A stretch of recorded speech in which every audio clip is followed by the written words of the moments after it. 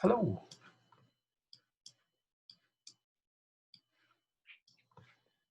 And here we are, another Speakeasy online. I did a poster for this one which had sort of black and white ink spots on it, and sort of like the Rorschach kind of blotches, you know, we've probably all seen them. And we're going to psychoanalyze anybody who's had a look at them and see if lockdown's having an effect. But this one I came up with after staring too long at the posters. So it's called Rorschach's Endless Possibilities. It goes like this. What do I see? Butterflies? Moths? Look deeper, open your eyes, and realize, to your surprise, that you see much, much more. A solitary aardvark that's walked into a pane of glass. Kung Fu penguin. A temple to a spooky dragon. A gigantic robin flying with a tiny airship clutched in its nimble claws. Sad ghost poetry. Bug-eyed monster music. Cartoon zebra shows off its fashionable perm. A mirrored bat display squad. Sinister Disneyland mafia. Little nipper crocodile skull. Carnival in shades of grey. Monochrome Mardi Gras. Peacock Zumba. Count Olaf, wearing shades, stares into a looking glass. Skeleton raising hands to its heads. Oh no, not again. Two black kittens taking a tumble. The ground is not forgiving. Anxious parachutist drops sandwiches in a brown paper bag. Octopus guitarist plays two instruments at once. A clockwork orange laid out on the pavement. Dive bomber moths attack commencement. Twin turkeys slalom down slippery ski slopes, making good their escape on a super spy mission before heading towards a collision. A pair of crows fighting over a cigarillo. Jack Skellington's nanny attends his gothic cradle. Marvel at the juggling gnat. Join the trampolining Day of the Dead. Baron Samedi bouncing upside down in his baggy trousers and Doc Marten boots. That painting, The Scream, is lost for words as a cow chews on a miniature Eiffel Tower. Or maybe it's just some black ink splodges on a crisp white page of paper. But I know which I think it is. And that's that. Thank you. I don't know what that all means, so I don't really want to know. Finola, it's you. I thought I would take you on a walk today. This is Wild Swimming Eaglesham. Out through the village, don't stop at the coaching inn for beer to quench the sky blue heat. Your slaking will be different. Like you, the Romans marched this way, longing for southern shores and the cool relief of baths. Above Ballygaic Hill, buzzards swirl, wings stirring air. The moor is a sieve here, pierced by locks and dams. Need long gone for that chain of falls to power looms. The clatter of shuttles in dust-filled rooms forgotten. Like the fishermen and trout, you shall have your pick of water. Today the clear shallows of the high dam tempt. You're ready. Costume tight gripping your skin beneath starched cotton. Towel and apple in the bag. Feet in start rights. Ready. No seaweed, rock pool, or eye-nipping brine. Only the glint of fresh water, all day sun-warmed. Damselflies darting, and the memory of covenanters who dared to pray under this heaven. Slip off your dress, press through the shining water lilies. Okay, now you've all got your feet wet.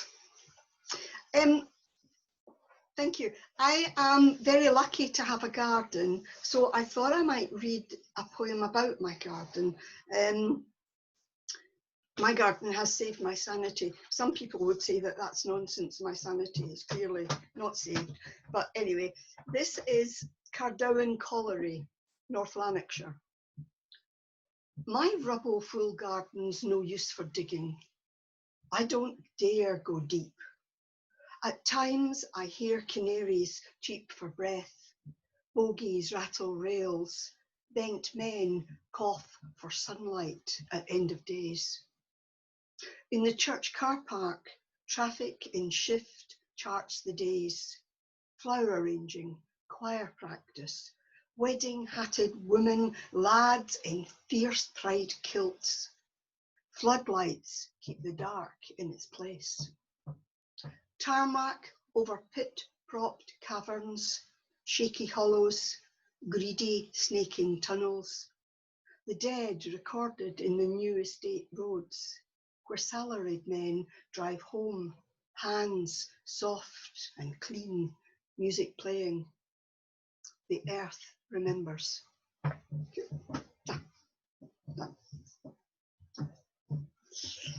Thank you. Oh, I can breathe now. Great, fantastic stuff. Whereabouts was the wild swimming in Eaglesham? It was out beyond the village. There's a whole lot of moorland, and the dam is actually that one that was referenced. Which dam is the it? High Dam. High Dam, okay. Yeah, yeah. I mean, a lot of these were actually built to feed the water down. Eaglesham had a whole lot of mills and stuff, cotton and stuff like that. Yeah. Do you go in just from the road, or where? Oh no, it's quite a walk. I did it when this is when I was a child. We used to go there, and that's why the sandals and stuff. This poem is going back 60 years, right? When we had a car, Dad would drive us out, and we would walk across the moors and see the Covenanter memorials and things like this. And we would often go and swim in the dams or the lochs. It was wonderful. I mean, when somebody said to me quite recently that they were going wild swimming, I got very excited, and I was like, oh, what's that? I want to do that. And then I found out it was just like what I'd done. You just go to the water and you go in the water. It's what you do at the seaside. You just go in and swim. I might have to have a road trip out there. It's great. Yes, I'll look up the details if you want. I can get back to you on that. Okay. Good. The wild swimming community keeps growing and growing. Yeah. Okie dokie. George, you're up. Right, thanks. Okay. I thought I'd do a couple of things from Brandwood, simply because it was a Brandwood that I stopped off when I was coming up to you the last time that we managed to meet up. And the first one seemed quite appropriate because it's called Breathing. Never forget to breathe. I do not mean the in-out necessity of oxygen, the gassed sporting excess, the panted whisper of love. I mean the tasting of air, the view of sky and water savoured, the light of seabirds and seals. Breathe each breath flared into burning, to smoke and sizzled steaks, to the subtle aroma of lavender. Do not ignore smell. Nothing tastes, touches, sees, hears that does not live in scent-carried, imprinted depths. Inhale, exhale, be. And then just a second one, if I may,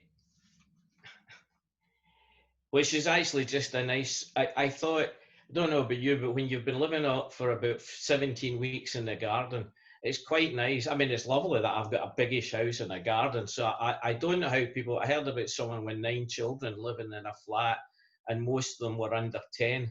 And I thought, geez, that's what you call a struggle. But this is a skimming stones at Coniston, an evening reflection. And funnily enough, it was Finola who I was skimming stones at Coniston with.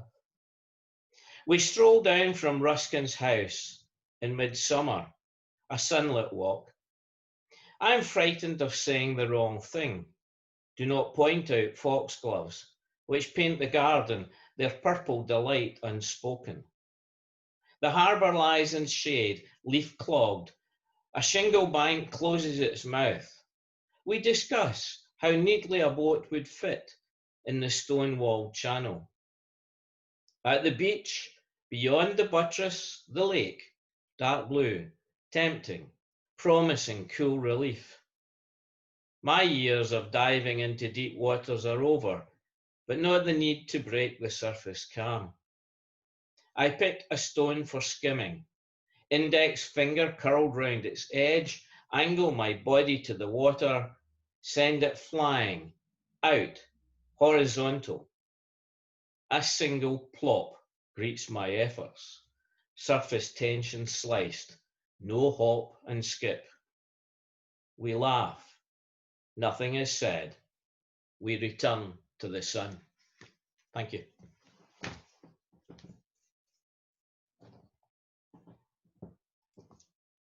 Excellent, cool. Claire, what have you got for us? Hello. You can be there and be my backing dancer or something. Do the harmony. You can do the harmonies. You just get to sit next to me and play. Didn't discuss this beforehand. Can you hear me if I do that? Is that loud enough for both?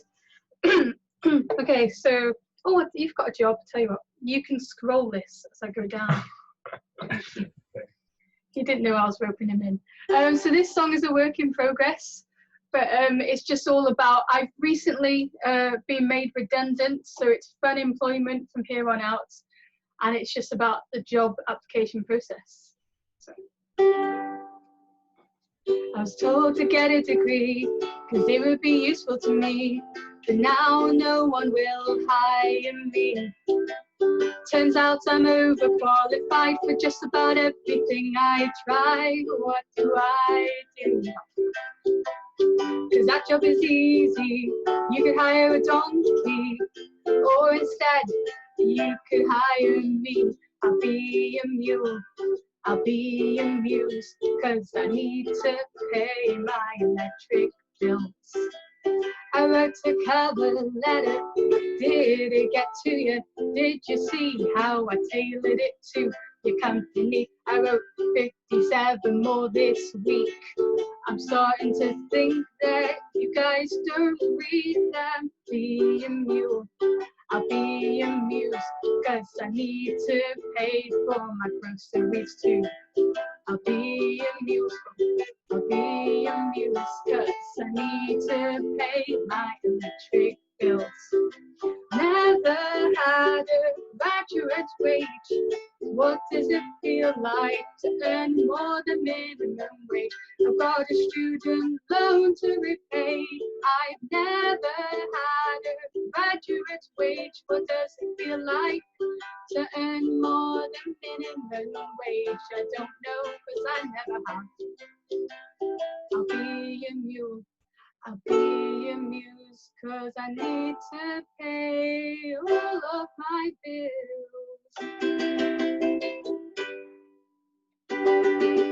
Thank you for scrolling. I do when you got to control. You followed me pretty well. Cool, good stuff. It's Craig next. Hello. Hello. Can you all hear me? Because I've got to back up if this not working. If you can hear me Seems going okay. like this and all the registers. Real okay. I've got 2 that I wrote and then 1 that I saw on Instagram. The first one is More to Life. There's more to life than this, I say, standing on the moon, pointing at the earth. Okay.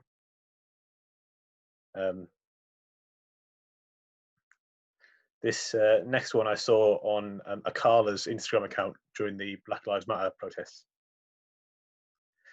I'll try and get it right. A mix of gratitude and happiness, scorched by the impending doom of my embarrassment, scorched by unending fumes of all the happenings. Look how the city's on fire. I see the blackening, glass shattering, battles unbacked, battering, whips are crack again, echoes of where the cat chattel is. That make up a whole nation stage on the grave of plantations. Of course, they're burning fumes. We observe them and see if we can learn a plan, even though we are not living on the same surface as the land with a perfect flag. Tell me, if a master gets killed by his own servant's hand, is that a corrupt or comeuppance or just a murdered man? I suppose you are stuck with the mutters of a recurring fan, trying to be a learned man, searching for the wording, and though I can't quite find it, it still won't stop me trying. And then one of the things getting me through lockdown has been the In Our Time podcast by Radio 4. And I listened to the one on W.H. Auden the other day, and I came up with this. Auden said, "A poem is never finished, only abandoned." So, thank you.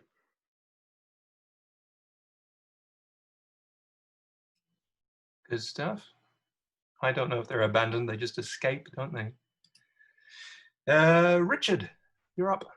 Yep, I'm here. And I've got a book I wrote recently called Rhyming Couplets, and it's got lots of poems in that have the title that actually rhymes.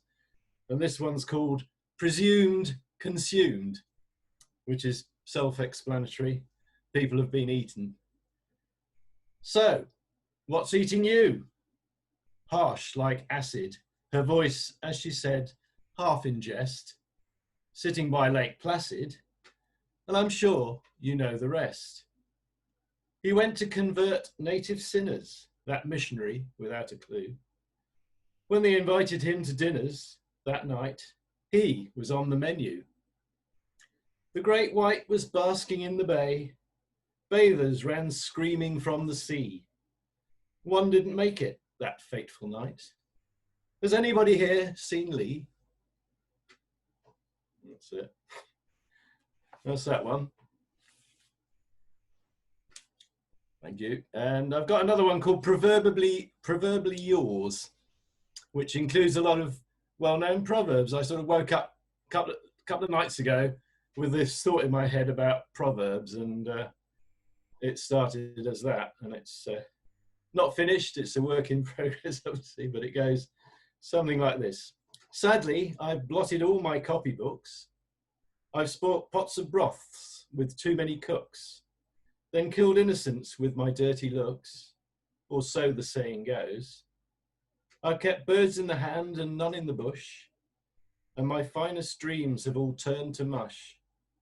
There are many fools I would like to crush before we come to blows. Yes, money and fools are quite soon parted. Is money evil, leaving you downhearted? So, to spite my face, look what I've started. Now to cut off my nose. Beware, for all that glitters is not gold. Youth is wasted on the young, so I'm told. Though love is what you have, and keep a firm hold, be glad of what you choose. Between cup and lip there's many a slip. Stitches in time save 9, so get a grip. It's not the destination but the trip that can add to your woes.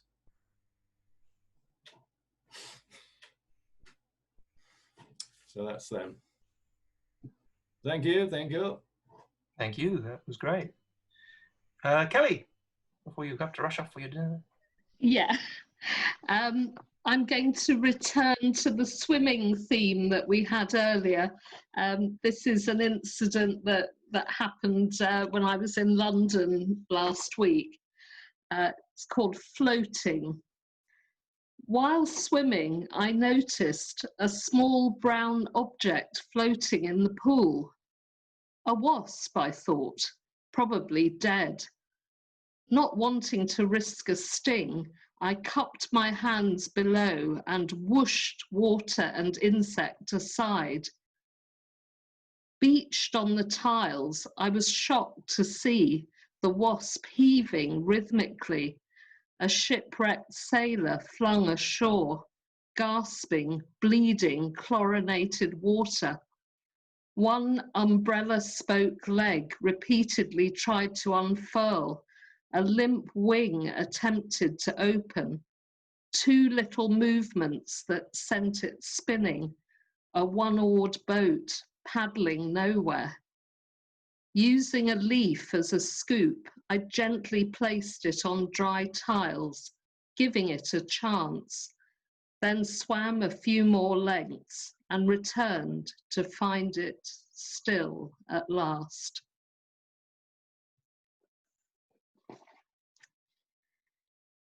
Thanks.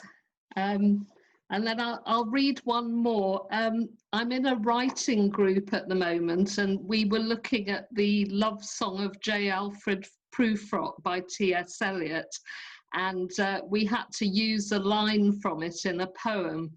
So I wrote this ballad, and I'm sure most of you will spot the Eliot line. I won't tell you where it is. It's called, I don't usually write in rhyme, but it just seemed to need a ballad form. Mermaid Song. We're girls of the sea and we ride the white wave. We comb our hair on grey rocks by the shore. We've heard tales of men who are tall and brave, who will give us all that we seek and more. But one of our sisters followed her dream, left her tail behind to walk on the land. Her honey-sweet voice turned into a scream. Her feet left a trail of blood on the sand. So we'll cover our ears and close our eyes, for we know mortal men will make us weep. We will harden our hearts against their lies. We'll learn to resist, try to stay asleep. We'll rest our heads on our coral pillows. We'll wrap ourselves in seaweed red and brown, deep in the sea beneath the green billows, till human voices wake us and we drown.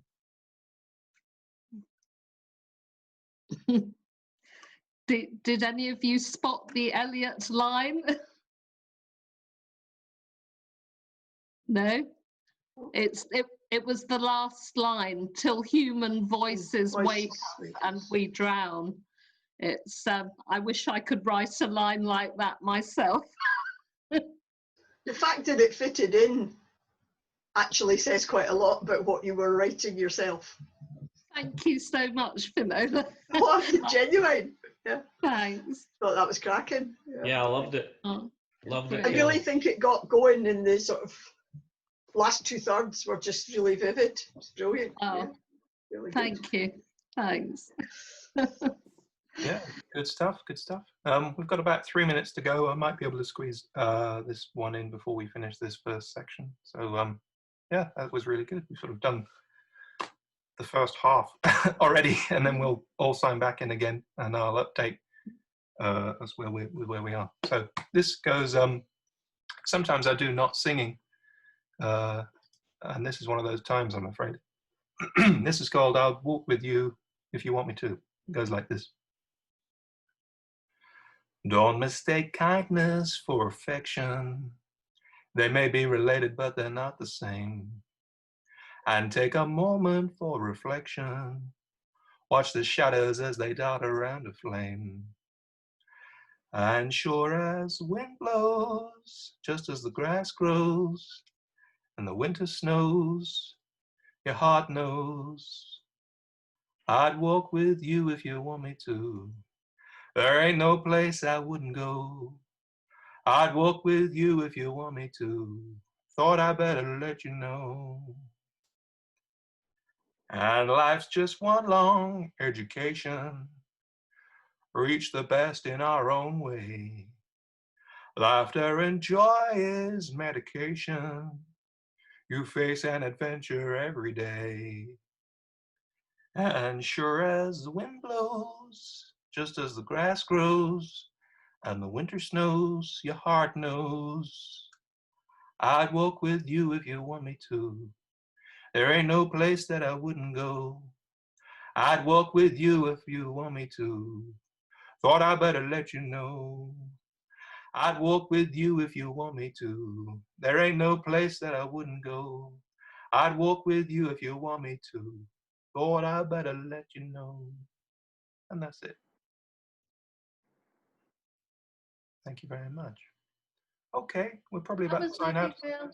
Thank you. So just use the same login details that we had before, and we should be all able to pop back into virtual reality.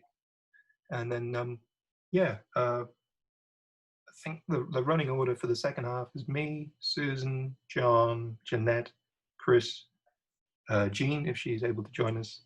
Becca, have you got some stuff for Tony, yeah? Yeah, cool. All right, really good so far. Yeah. I'll see you all next time. Okay.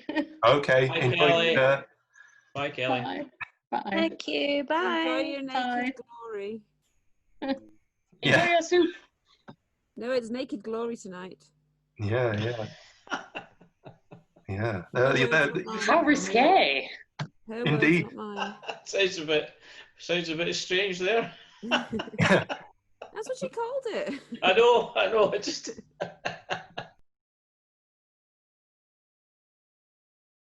Welcome to part 2. Yay. Yay! The old favourite radio show, I'm Sorry I Haven't a Clue, used to have a round years ago called Good News, Bad News. And the idea was to say a good news story and then say something bad about it and keep going with that until they ran out of steam. And the last few sort of weeks has inspired me to do a similar version, and it sort of goes a bit like this. 2020 is going to be a year where you have time to get things done. The bad news is it's because of a global pandemic. But the good news is you'll be able to stay at home nearly all the time. The bad news is you'll have to work from home, or may even have to learn how to be a teacher on the job. The good news is the governments say they have everything under control. The bad news is they haven't. The good news is it's probably only going to affect a small number of vulnerable people. The bad news is that means 45,000 plus deaths so far. The good news is we suppressed the peak. The bad news is Dominic Cummings made a mockery of the lockdown rules. The good news is lockdown is easing. The bad news is there's no track or trace app. Good news is there's vouchers for eating out. The bad news is obesity probably increases your chance of contracting the virus. Good news is the government encourages everyone to exercise and offers £50 to repair your old bike. Just go online to register. The bad news is the website's crashed. Good news, we may have a promising vaccine for coronavirus. The bad news is the Russians have hacked it. The good news is we know they've hacked us. The bad news is we're not going to do anything about it. I could go on and on, but that's where I got to. So there you go. Thank you. Okay, here we go. Susan. I shared a link on Facebook today that is a guy who's on Twitter, Russ in Cheshire, and he does the Week in Tory. It's quite miserably entertaining if anybody fancies crying and laughing at the same time.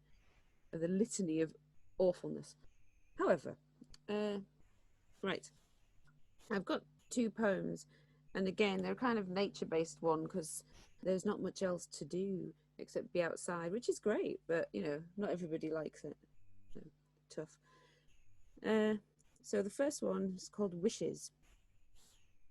Thistle wishes weigh heavier than dandelions, though time is ticking and it takes a breath already taken away for the down to rise up. I see this world waking, stretching, aging.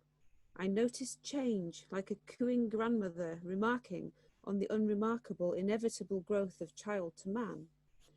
All ages show on the spiny stems, confused by climactic shifts and switches, punkish purple, aged sepia, and all stages in between. Tomorrow, their aged grizzled heads will be no more, heavy hopes in search of legacy, wishing on the wind to prolong memories. So that's that one. And the next one I called development, but I should really call it polywog. The flat, hot warmth of submerged stone holds proto-life forms taking shape, evolution speeded up as legs emerge where there were none, and transformation occurs. Do you presume to tell the tadpole that cannot become what it is meant to be? It finds its true form, blossoms amid the water blooms, assumes new identity fit for purpose. Are you entitled to resume the name of tadpole on emergent frog? It becomes, it has become. That's it.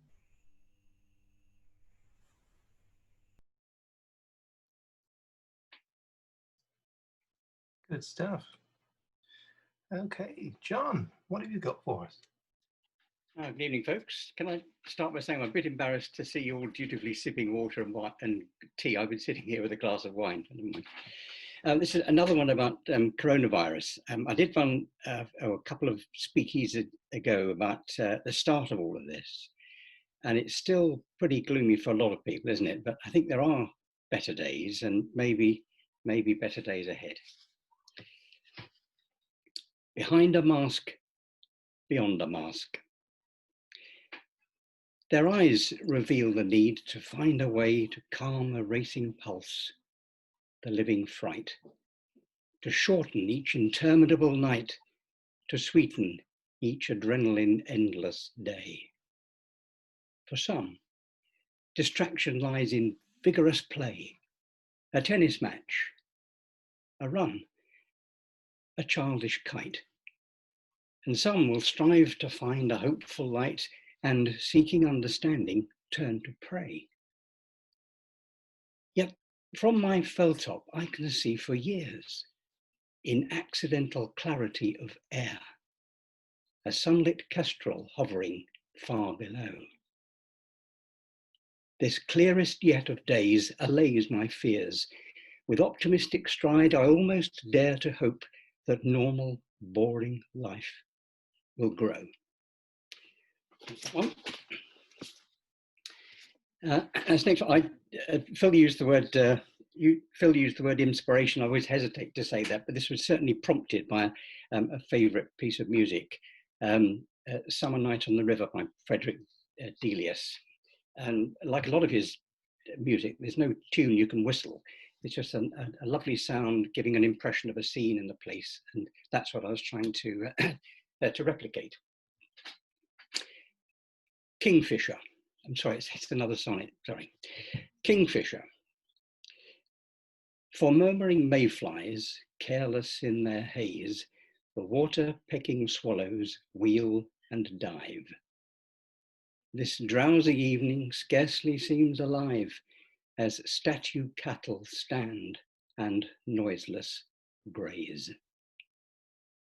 In patchwork shade where waning sunlight plays, and myriad bees depart to seek the hive, I quietly wait for darkness to arrive, for Phoebus to withdraw his final rays.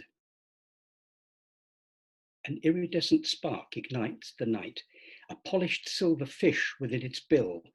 The shining victor takes his shiny prey, and with a rainbow turn, once more take flight. Restored, the summer night again is still, to end a gleaming halcyon summer day. That's it. Oh, that was lovely. That was great. Thank you very much. Jeanette?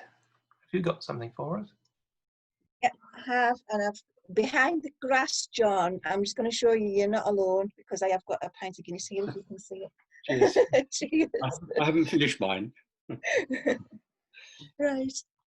I thought instead of a poem tonight, I'll have a go at sharing a little bit of flash fiction. I did go to a lovely afternoon workshop with Barbara at the Phil and Knit. Oh, it seems ages away now, but I've had a go at some flash fiction. So, he searched sorry eyes. I struggled to release words. I'm afraid you'll have to leave. Offering an agreeable nod, he rose from the chair, tightened his time-pitted raincoat, then, head lowered, left. Customers stayed in line, wincing at the remaining stench, satisfied their request was fulfilled.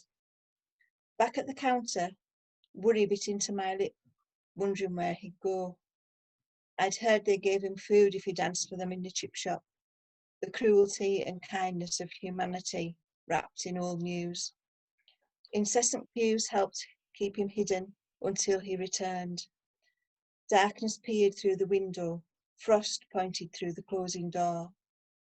Clammily counting coins, eyes down, I sensed him, patiently and politely, waiting for me. Guilt-glazed eyes raised to meet warm glint as he passed me humility in the shape of a chocolate bar, nodded, turned with calm and left. I remained with till unbalanced. And that's that.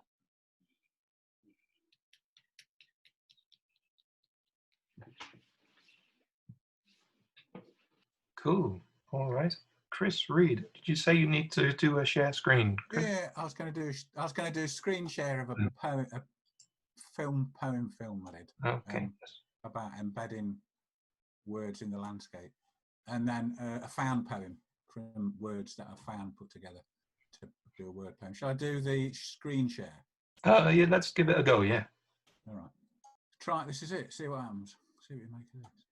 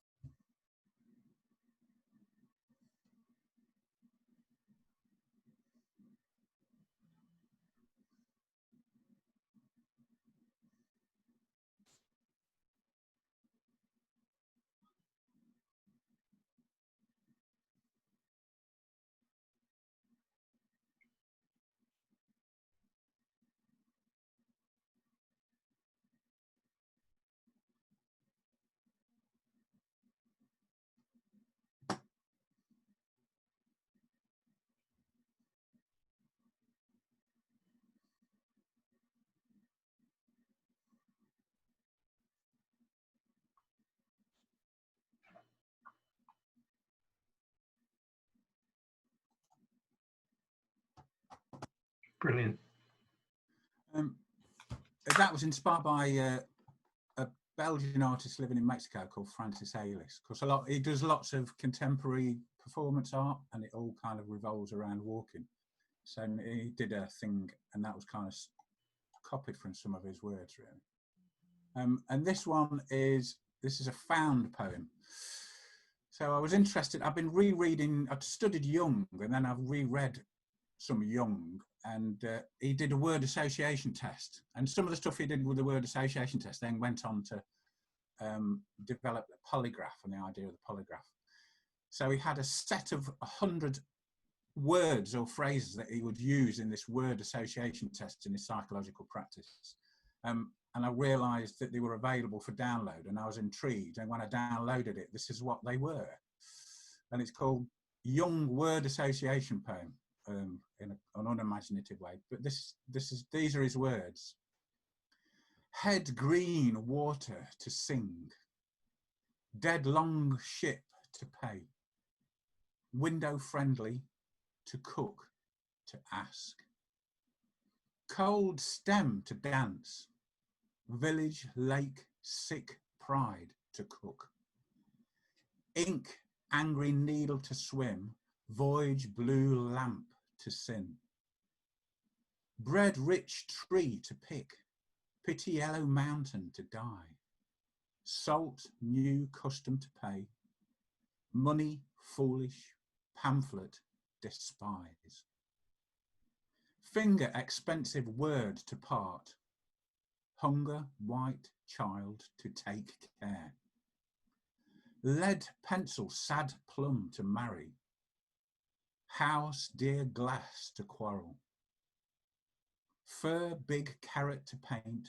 part old flower to beat, box wild family to wash, cow, friend, look, lie, deportment, narrow brother to fear, stalk, false anxiety to kiss, bride, pure door to choose, hay, contented, ridicule to sleep, month, nice woman to abuse. And that's it. Thank you.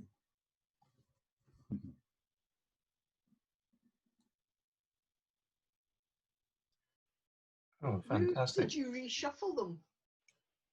Sorry. Say that again. That's not the order you found them in, is it? That is exact. No, that's the exact order that he used. Really? Wow. Yes. Right. I thought you had nicely crafted that. No. Right. And that's what I thought. That's what I thought was so fascinating about it, is that it. Yeah. I mean, you put in line breaks, presumably. Yeah, to flag up the meanings. And to give it a structure, but it kind of. It's great. Yeah. He must have been a poet at heart. Well, he was, because that was his central tenet of his work, was that it, through art and image. So cool. It's very interesting, I must admit. It is, isn't it? I just and then at the very end, the bit at the end, the woman to abuse it at the end, I thought, like, what the heck is all that? Yeah, true. Jean, hello. Do you have something you'd like to read, or are you just listening? Or Can you hear me? we can, yes. Oh, yes, okay. Because I can't hear me. It's one of those. The microphone works, but the headphones deafen me. Yes, I've got something short. Okey-dokey. And it's something that happened at Talking Tarn just before spring, a couple of years ago. The stillness and unexpected blue sky, stippled reminders of snow, and the shock of moss lime-lit on the 3-year fallen tree, where mud remembers the ridges of boots. The stone wall waiting for a crop of flies, loaded sheep intent on dropping into ditches, and slow, coy ducks are racked by the spiralling screeching of a black and white bird that splits as it falls into a corvid and a kittiwake gaping.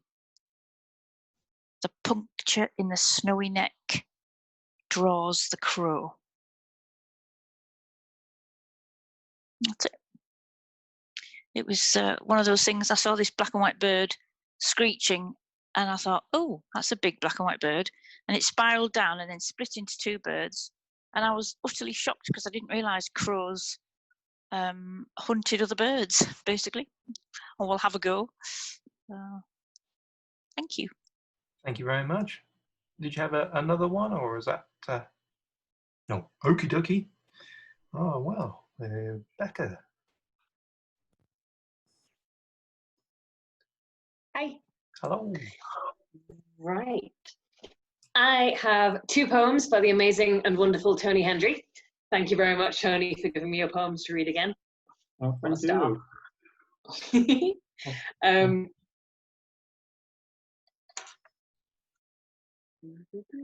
So, the first one, I had to look up the title of this. I've just messaged Tony saying the same thing. The first one is called Chanticleer, and I had to Google that. It's from Chaucer's Canterbury Tales, the Nun's Priest's Tale, and it is a rooster who gets it off with a hen and then outwits a fox. But I just thought I'd share that with anyone who also did not know what Chanticleer was. So, this is a revision of an earlier poem. There's a care home near me, and I hope they've had good luck during the pandemic. Chanticleer. The Chinese woman's cockerel is loose. Squawk, flurry, red wattle, clatter claws on tarmac driveway. No time to think. I'm a sudden goalie between gate posts. I make myself big, shuffle left and right, try to save him from the roaring road. All over in seconds. Yu Yan appears. Her practiced maneuver has the bird in placid retreat from her flapping arms. Maybe, he reckons, it could be worse. A back garden roost, a harem of hens. Yu Yan beams at me like sunshine. On windless dawns, I hear him crow. Thrice denying Peter comes to mind, or warnings to lovers in old ballads, or duping Aesop's and Chaucer's fox. Chanticleer, what else can I call him? Can still be heard in these parts. Some nearer neighbours hate him. To them, he's just that effing cock, and wringing his neck is mentioned. The views of the care home residents cooped up behind Yu Yan's garden remain a mystery. They don't get out. I hope that some of them, at least, gain from ancient Chinese wisdom by keeping bedroom windows open. Things can't all be said and done when a rooster's being a rowdy lad across the ages and the continents.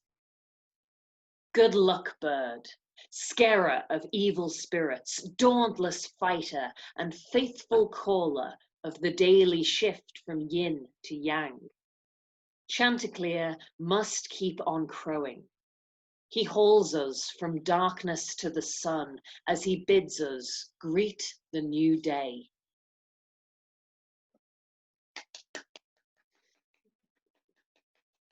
Thank you. Thank you. Sorry about this. My printer ran out of ink, so I'm having to work off a phone, which I hate. The tapping and the... Anyway. Number 2. This poem emerged from a text message. It sounds like I'm consigning the pandemic to history, but I do know it's still out there and dangerous. Vivid. I had a text from a mate. He'd ended the lockdown drought with comeback cask ale in a pub. Cheers, he said. He was half drunk and hoped he wouldn't catch vivid. The wisdom of spell check. COVID has been vivid, I texted back. For emojis, I went with a rainbow, a cry face, a cry with laughter face, then a couple more rainbows. Later, I thought of COVID colours, the tape bordering those lecterns, red and yellow for stay at home, then green and yellow for stay alert. In city centres, yellow and black hazard tape, like nature's warning. Snakes or poison frogs in swamps. Red for faces, ink, lines crossed. Add a colorama of national flags, each caught on its own thorn bush. In endless springtime radiance, even gentler things seemed vivid. Blue for skies, tunics and smocks. White for flounces of tree blossom. And the lilies on coffins and graves. So many rainbows in windows of streets and high-rise walkways, often drawn in crayon by kids, with a thank you for frontliners. I'll never forget that sight. Vivid, from Latin vivere, to live. Cheers to all the ones who didn't. Thank you. Thank you, Tony. Well, thank you, Becca. I do hope that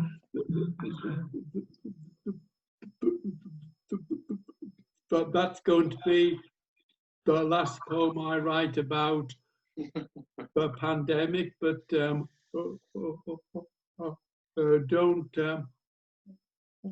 want to bank on it.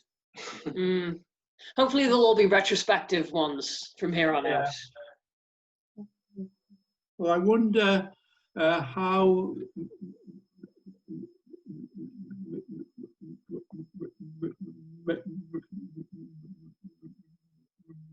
many poems in the world have been produced about the pandemic. It must be hundreds and hundreds of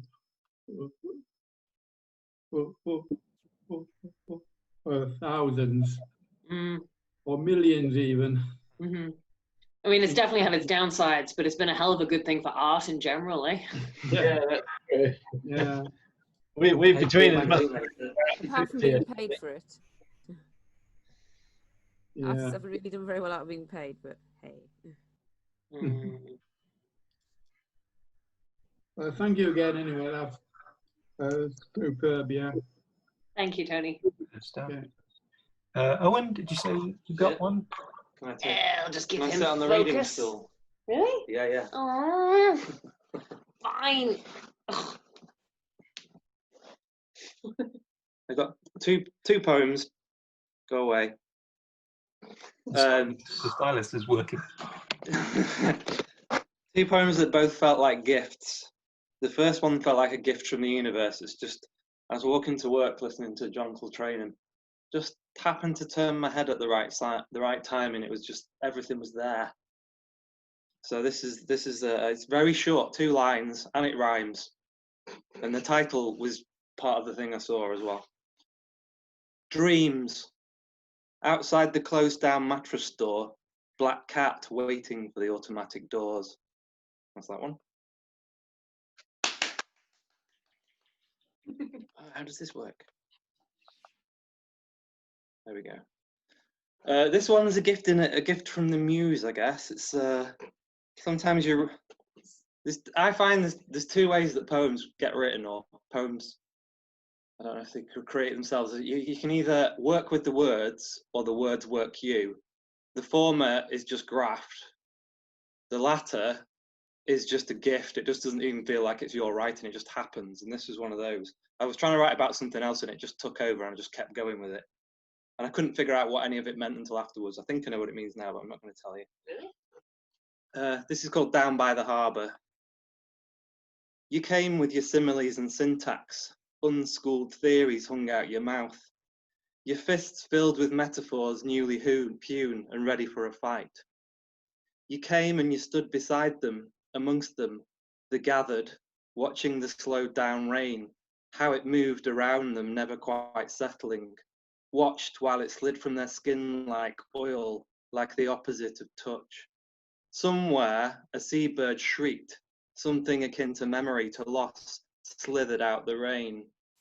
Between the hunched up shoulders, you stood and you watched, wrapped in your favourite shirt, loud as a klaxon in flames, noting down the exact moment sunlight freaked the clouds, like the flash of an all too brief epiphany, then the blue beyond.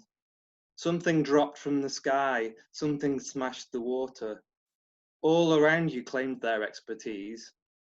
Many carried specialist equipment, tripods, lenses, a suitcase filled with wires. Some wore the latest designer spectacles, AI integrated with reality enhancement, their hats and coats newly bought, expensive. Yet none could name the nature of this enactment, this collision, the spectacle of feather and flesh, bright spectral explosion, a flicker on the brow of the sea. All of them saw it, the gathered, but none could tell you what it meant. I guess it's like you always said then, laughing, because you always like to laugh. It's better to know nothing than to believe you know everything. Always easier to remember than it is to forget. That's that one. That's me. Thank you. Thank you. That was amazing. Yeah, good stuff. Right. We've got about 3 minutes to go, so this is probably going to be the end of it. So I just want to thank everybody for everyone who. Can we give a round of applause? And I'll try and do one before we time out, but we probably won't sign back in. So yeah, a round of applause to everyone who read, everyone who sang, and everybody who listened, and everybody who tuned in. And we'll hopefully see you again next time. Thank you. Okay, I'll try and do this one. This is inspired by one of the ink blots I saw on the poster, and it's called Kung Fu Penguin. And I thought Kung Fu Penguin could be a new hero for our time, a superhero. So it's another bit of not singing. So it goes something like this. Kung Fu Penguin. Kung Fu Penguin. Wah, wah. Kung Fu Penguin. Wah, wah. Kung Fu Penguin. Wah, wah. Wrongly put behind bars. Wah, wah. There wasn't a whole lot to do. Learned to align his chakras and taught himself Kung Fu. Now he fights the bad guys because they're not very nice. Kung Fu's where his strength lies, and he puts them on ice. Kung Fu Penguin. Wah, wah. Kung Fu Penguin. Wah, wah. Kung Fu Penguin. Wah, wah. Kung Fu Penguin. Wah, wah. To him, it's not a matter of black and white. It's simply the difference between wrong and right. He is working day and night, always got the villains in his sights. Kung Fu Penguin, wah wah. Kung Fu Penguin, wah wah. Kung Fu Penguin, wah wah. Kung Fu Penguin, wah wah. Some call him cool, others say Sub-Zero, wah wah. This 3-foot feathered vigilante, he's not like your average hero. Don't eat caviar or drink a funky ante. He's number one, he's the best. He always puts the R's in. You really don't want to mess with the Kung Fu Penguin. Kung Fu Penguin, wah wah. Kung Fu Penguin, wah wah. Kung Fu Penguin, wah wah. Kung Fu Penguin. There you go. Totally brilliant. Love it. I want to watch that cartoon now. So do I. Let's send it off somewhere and get commissioned. Make it. Thank you very much, everybody. Thank you very much, everybody. Yeah, well, for sorting it out Stay again. safe. We'll see you next time. Yeah. Get your Have a last safe in, trip home. everybody. Bye, folks. Bye. Bye for now.